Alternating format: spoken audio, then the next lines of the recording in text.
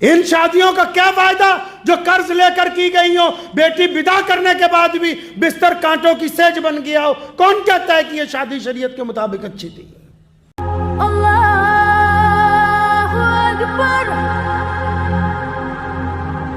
اللہ نے یہ سر دیا ہے، جو ہر در پر جھکے وہ سر نہیں ہوتا.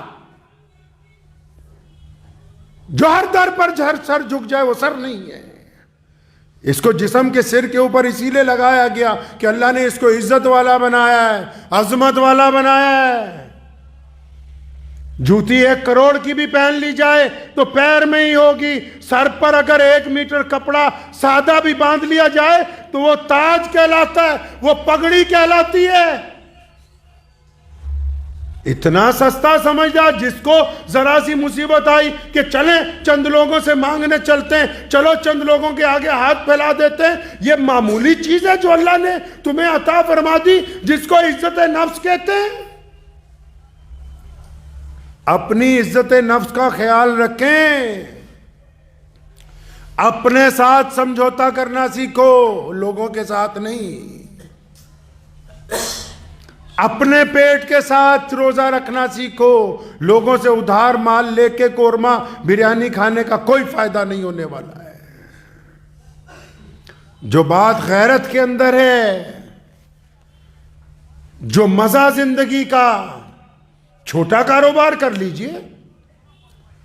اتنی قسطیں، اتنے لون، اتنے ادھار کہ رات کو ساری رات نیند نہیں آتی تمہیں.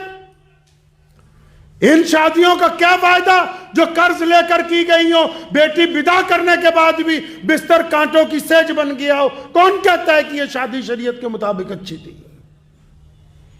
کس دستور میں لکھا ہے؟ اور ایسے چودھری کے دروازے پر مانگنے جا رہا ہے جو خود بذات خود کنجوس ہے، جو خود دولت کی عبادت گزار ہے، وہ کیا اپنے مال میں سے نکال کے تمہیں دے دے گا؟ جس کے پڑوسی پہلے سے بھوکے سو رہے ہوں تو اس سے مسجد مدرسے کی امید لگائے ہوئے بیٹھا ہے، جو خود اپنے عزیز و اقارب کو پوچھنے والا نہیں ہے. اس غیرت کو کوڑیوں کے بھاؤ مت گرائیے. یہ جو غیرت ہوتی ہے اس میں کوئی مذہب کا مسئلہ نہیں ہے. بندے کو خود سوچنا چاہیے. ہاں ٹھیک ہے، دل میں خیالات آتے ہیں کہ فلاں سے پیسے مانگ لوں، خیال آنا کوئی بری بات نہیں ہے، لیکن اس خیال کو عملی جامہ پہنا کے دوسرے سے انکار کروا کے اپنی بے عزتی کروانا یہ بری بات ہے. اس خیال کو عملی جامہ پہنانا جس خیال کے اندر آپ کی بے عزتی ہے، جس خیال کے اندر آپ کی عزت نہیں برقرار ہو رہی، جس خیال کو اللہ بھی اچھا نہیں سمجھ رہے. آپ اگر اللہ تبارک و تعالیٰ سے مانگتے تو کیا اللہ تعالیٰ اس کے اسباب مہیا نہ کرتے؟ آپ نے سچے دل سے اپنے رب سے مانگا ہی نہیں.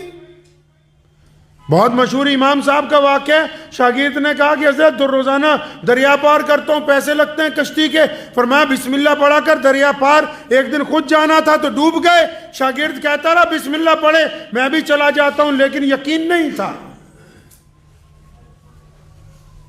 اپنے اندر خود اعتمادی لاؤ.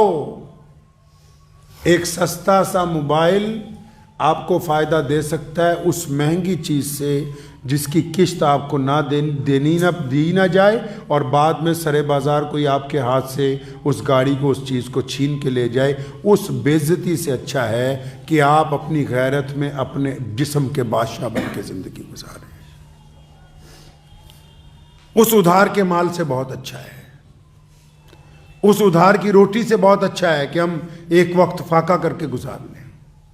یہ بات خود بھی سمجھنے کی، اپنی اولاد کو بھی سمجھانے کی ہے، اپنی بیوی کو بھی، اپنے بچوں کو بھی. ہمارے میں یہ بیماری آ گئی، ہم جو نہیں ہیں وہ بتانا چاہتے ہیں لوگوں کو.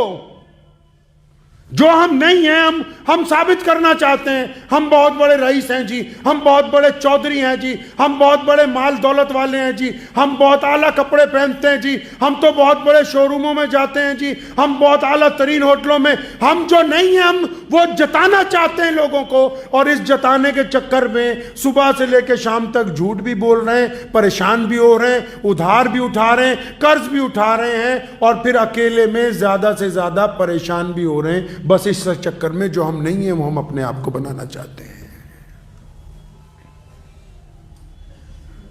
ہم نے اپنے والد صاحب رحمت اللہ علیہ کو دیکھا، ہم نے تو کوئی عالیشان ہوٹلوں میں کبھی کھانا نہیں کھایا، تو کیا اس کا مطلب یہ ہو گیا کہ ہم کسی اعلیٰ خاندان سے تعلق نہیں رکھتے؟ ہم تو کبھی 1 کروڑ روپے کی گاڑی خریدنے کے لیے نہیں گئے، تو کیا اس کا مطلب یہ ہوا کہ ہمارے خاندان کی کوئی قربانی نہیں؟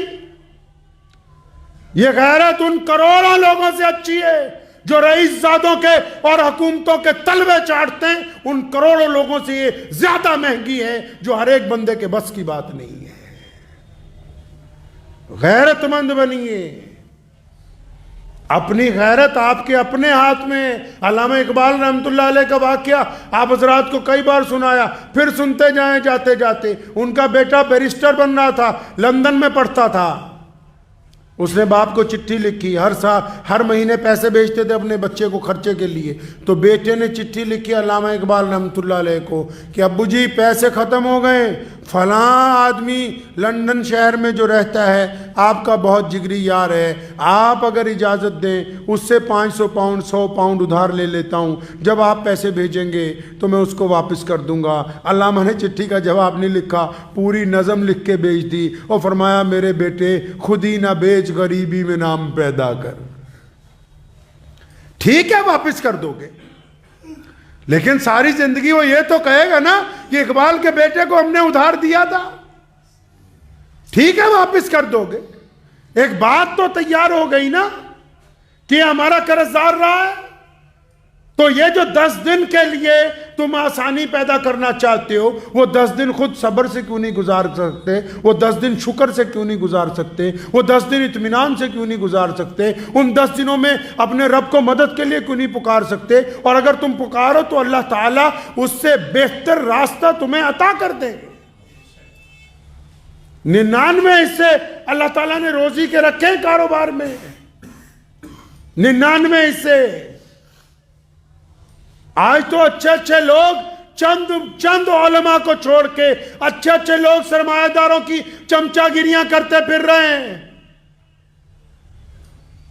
جو سرمایہ دار کہہ رہا ہے اسی کے مطابق مسجد مدرسے کے اندر چل رہا ہے. اللہ کے بندے، جن کے دین پر تم چلنا چاہتے ہو یہ تو خود رسول اللہ صلی اللہ علیہ وسلم کو اچھی طرح نہیں جانتے.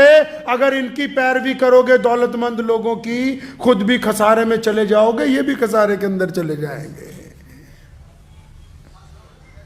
عزت نفس کا یاد رکھیے گا اس بات کو. ہر ایک کے آگے ہاتھ نہیں پھیلانا ہے، ہر ایک کے آگے نہیں پھیلانا ہاتھ. ہمارے پیر حضرت مولانا شاہ عبد القادر صاحب رائے پوری رحمت اللہ علیہ نے بڑی خوبصورت بات کہی تھی. فرمایا کسی کے آگے ہاتھ نہ پھیلانا، لیکن اللہ جب رزق تمہارے تک پہنچا دے تو پھر اکڑنا نہیں، لے آنے والے سے بدتمیزی نہ کرنا.